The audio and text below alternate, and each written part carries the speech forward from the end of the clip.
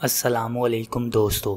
आज की इस वीडियो में हम गामे पहलवान की नौजवानी का एक ऐसा किस्सा सुनाएंगे जब मुसलमान नौजवान लड़कियों की बरहना लाशें ट्रकों पर लाद कर लाई जाती थीं, जिसको सुनकर आपके रोंगटे खड़े हो जाएंगे और आप अपने आंसू नहीं रोक पाएंगे।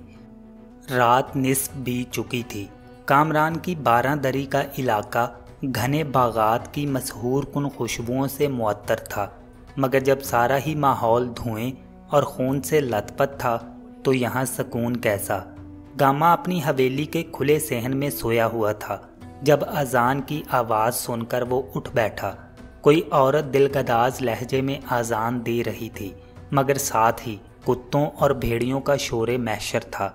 गामा उठा और चारपाई के सरहाने रखा लठ उठाकर बाहर की तरफ चल पड़ा। उसने देखा कुत्तों का एक गौल दायरा बनाए किसी पर हमला आवर है। गामे को ताज्जुब हुआ।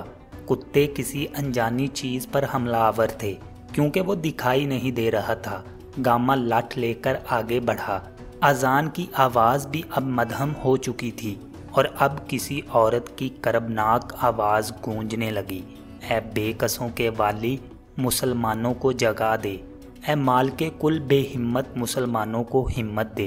ये आवाज़ इसी अनजानी कुव्वत की थी जो कुत्तों के नरगे में थी। गामा इस औरत को कुत्तों के नरगे से बचाने के लिए जूं जूं आगे बढ़ रहा था, वो साया गायब होता जा रहा था। आगे कब्रिस्तान था। गामे पहलवान ने यहाँ 3 मर्दों को देखा जो हाथों में लाल टैने उठाए परेशानी के आलम में घूम रहे थे। उन्होंने जब गामे पहलवान को देखा तो भागते हुए करीब पहुँचे। पहलवान जी, ये औरत कौन है? पहलवान जी, हम 3 रोज़ से इस औरत की करबनाक इल्तिजाएं सुन रहे हैं। ना जाने ये मजलूम कौन है और किसने इसके साथ जुल्म किया है। एक शख्स ने गामे से कहा, मुझे तो शक है पहलवान जी, ये इन औरतों में से है जिनकी सरकारी ट्रकों पर लाशें लाई जाती हैं और यहाँ इन्हें मर्दों के साथ दफनाया जाता है। गामा गुस्से से कांप गया। ओ भले मानस, तू किस ट्रक की बात कर रहा है? और ये मर्दों और औरतों की इकट्ठी कब्रों का तुम्हें किसने बताया है? मुझे जल्दी से बताओ, ये कौन कर रहा है?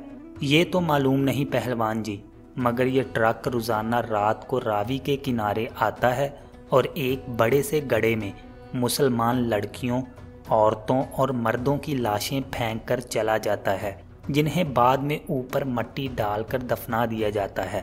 गामे पहलवान का दिल गुस्से से भर गया। गामे पहलवान का दिल गुस्से से भर गया था। मैं देखता हूँ इन हरामजादों को, इनकी इतनी जुर्रत।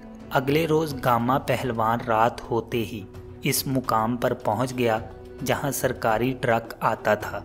ईशा के करीब का वक्त था जब वो ट्रक आ गया। इस वक्त गामा पहलवान एक बड़े से दरख्त के अकब में छुपा हुआ था। जब ट्रक एक गड्ढे के करीब आकर रुका और सरकारी करिंदों ने ट्रक में से औरतों की लाशें घसीट कर नीचे उतारना चाहीं, तो गामा लठ लेकर इनके सरों पर पहुंच गया। इस वक्त कल वाले 3 मर्द भी गामे के साथ थे।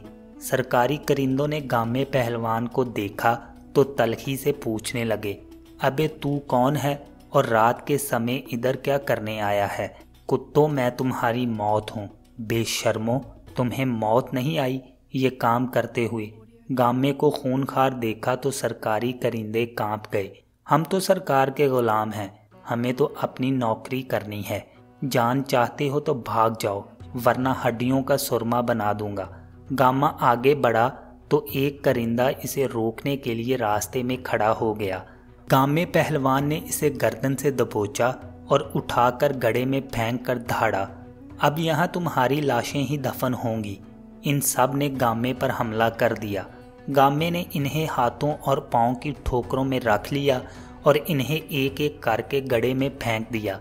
इनका अफसर आला भी हमरा था। गामा दूसरे करिंदों पर हाथ साफ करने के बाद जब इसकी तरफ बढ़ा तो वह लरजता हुआ तंबिया करने लगा, देखो मिस्टर, तुमने बहुत बुरा किया। अब हमको कुछ ना बोलना, वरना सरकार तुम्हें छोड़ेगी नहीं।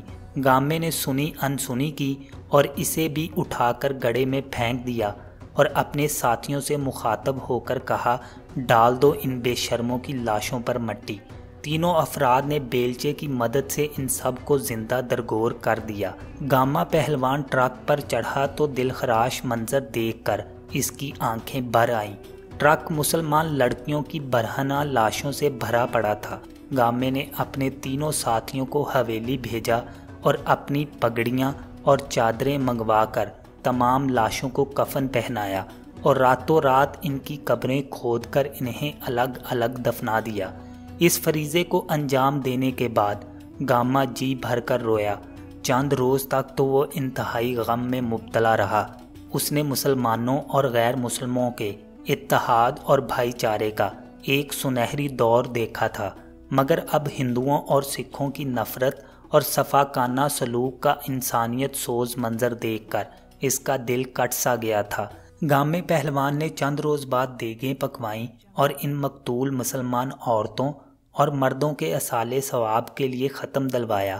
گامے پہلوان کو پھر کبھی اس عورت کی دل خراش چیخیں سنائی نہ دیں جو رات کے سناٹے میں کتوں اور بھیڑیوں کے نرغے میں اذان دیتی ہوئی یہاں سے گزرتی تھی۔